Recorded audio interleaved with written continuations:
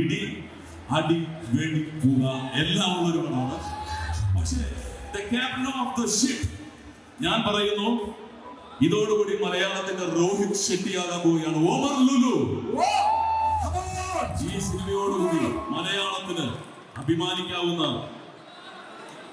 ഒരു സംവിധായകനായി ഞാൻ പറയുന്നു മലയാളത്തിന്റെ രോഹിത് ഷെട്ടി. ഒമർ ലുലു എവിടെയാണ്?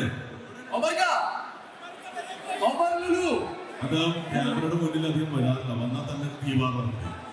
അപ്പൊ ഒമർ ലുലുവിന് വേണ്ടിയിട്ട് നിങ്ങൾ എല്ലാവരും ചേർന്ന് കൈയടിക്കുക പ്ലീസ്.